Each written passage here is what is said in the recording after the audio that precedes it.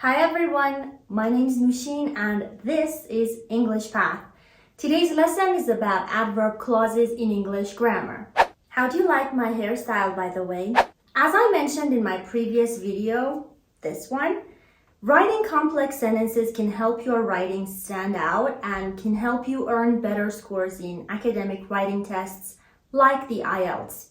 How do you write complex sentences? Complex sentences, as mentioned in my previous video, are made up of two clauses, an independent clause and a dependent clause. And no, a complex sentence is not complicated, is not difficult to understand, and it's clear like any other academic sentence.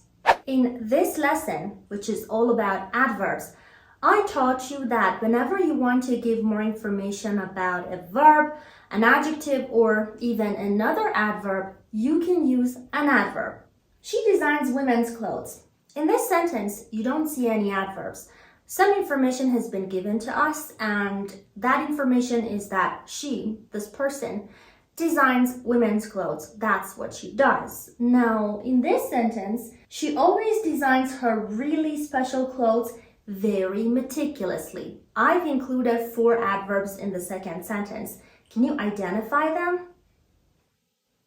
Yeah, always, yes.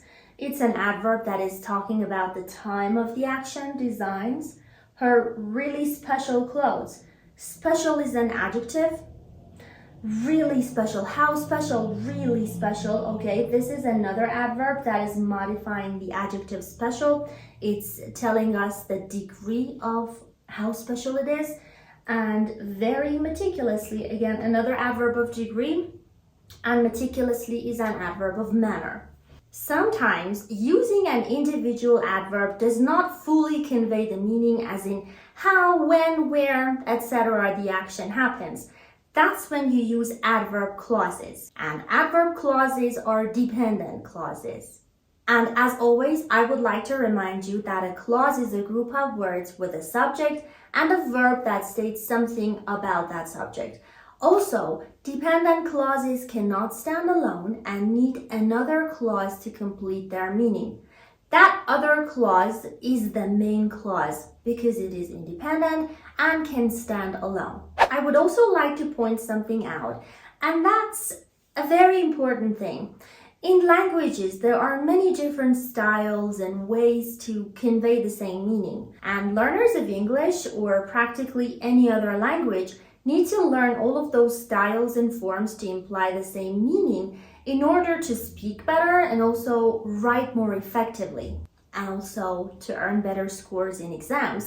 There are different types of adverb clauses. The first one I'm introducing today is the adverb clause of reason. An adverb clause of reason answers a why question. For example, why is computer engineering a popular job these days? It is a popular job these days because technology and the internet have become dominant in our modern lives. Now, is because the only subordinating conjunction that can start an adverb clause of reason? No, there are other words that can do the same job. That's why you need to learn all the different ways and styles of conveying the same meaning. Another word you can use to show reason in an adverbial clause is since. Another one is due to the fact that, or for, or as. So as I just mentioned, these are called subordinating conjunctions. They can be single words or phrases like due to the fact that, or now that. Adverb clauses of manner answer how questions. They show the manner or way in which the action in the main clause happened. For example, I baked the cake just as the recipe said. How? Just as the recipe said. How did they plant the garden? They planted it the way the old lady had requested. So these two bold parts are adverb clauses of manner. Adverb clauses of contrast make it clear that the two clauses of the complex sentence are against each other. For example, even though she was sick, Joanne had to go to work. Now, these two ideas are against each other. They are opposed to one another because when you're sick, you're actually supposed to stay at home and rest, not to go to work. Other subordinating conjunctions you can use to show contrast are though, although, or simply but. Joanne was sick, but she had to go to work. Yes, this is a complex sentence, and this is what I mean when I say complex sentences don't have to be complicated or difficult to understand. Quite contrary, they have to be very simple to understand, and this can earn you a better score in the IELTS test writing than writing too short and abrupt sentences like, she was sick, she had to go to work. Another academic and very formal subordinating conjunction you can use to show contrast is however. The punctuation of however is as such. You write your independent clause, then you use a semicolon, then however, comma, the rest of your dependent clause. Or you write your first clause, which is independent, you finish it with a period, like a sentence, then you start your second sentence with however, comma, and the rest of the clause. An essential point about however is that you can't start your sentence or paragraph out of the blue with however. Your listener or reader needs to have some background information as a previous sentence or paragraph to what you're going to oppose this one to. Other subordinating conjunctions to show contrast are in spite of and despite. They have the same meaning and also the same structure in sentences. In spite of or despite plus a noun, so in spite of something, despite something, or in spite of / despite plus a gerund. A gerund is verb plus ing, so in spite of doing something or despite doing something. For example, in spite of her sickness, Joanne had to go to work, or despite her sickness, she had to go to work. Joanne had to go to work in spite of or despite her sickness. Her sickness is a noun. Joanne had to go to work in spite of or despite being sick. Or you can start your sentence with the adverb clause of contrast. Being is a gerund. Pay close attention to the structure of these two conjunctions, because if you don't, you're going to make common mistakes that many other students make, and you're going to lose marks, and your writing and speech will have errors. Adverbial clauses of time and place. They answer when and where questions, of course, and they talk about the time or place of the action in the main clause. They don't describe the place or time of a noun. That's what adjective clauses do. You can watch this video to learn more about adjective clauses. So don't mistake adverb clauses of time and place for adjective clauses of time and place. Examples for these are, whenever you need help, just call me. So when do I call you? Whenever you need help. So it's talking about the time of the verb call. We arrived at the airport after the plane had landed. When did you arrive? The time of arriving is after the plane had landed. As soon as I noticed the symptoms, I went to the hospital. You can park your car wherever you want. The concert was held where Elvis had performed. There are so many different conjunctions you can use to show time and place in such clauses. I've only included a few here, and an example about an adjective clause is, I parked my car in a parking where there were a lot of other cars. I'm talking about what kind of parking I parked my car in, so I'm describing a noun and I'm using an adjective clause. Adverb clauses of comparison. These compare the subject of the dependent clause to the subject of the main clause in terms of degree or manner. Like, the sales went as well as the company had desired. How well? As well as the company had desired. So this is a comparison. The store is more crowded today than it was yesterday. How crowded was it? More crowded than it was yesterday. So this one is comparing manner, and this one is comparing degree. Adverbial clauses of result present the result of a situation stated in the main clause. For instance, I left home so hastily that I forgot to lock the door. The result of leaving home so hastily was forgetting to lock the door.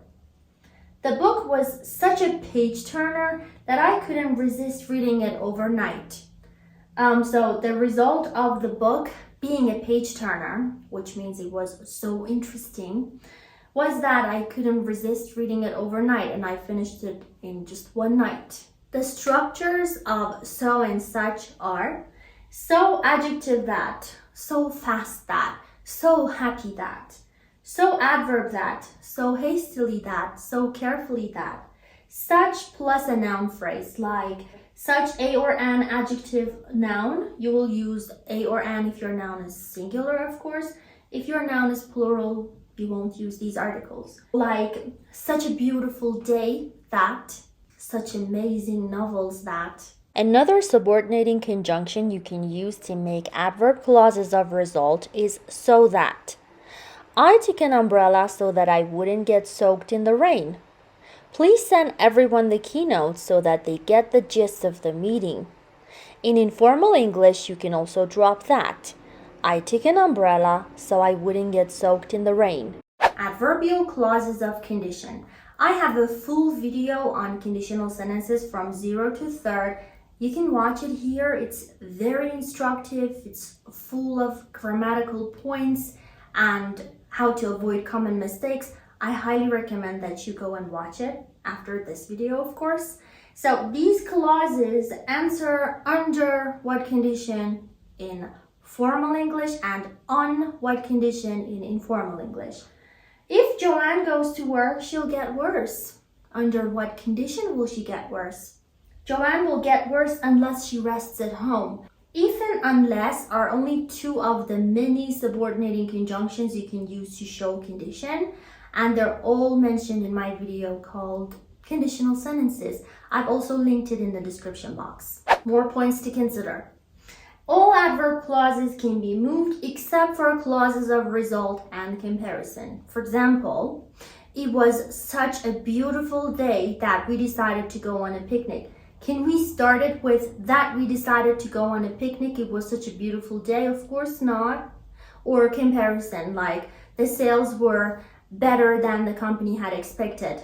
The sales were better. Doesn't make sense. So those can't be moved, but the rest of them can be moved. If the sentence starts with the main or independent clause, there is no comma used after it, except for when there is an adverbial clause of contrast in the sentence, in which case there's always a comma used to separate it from the main clause.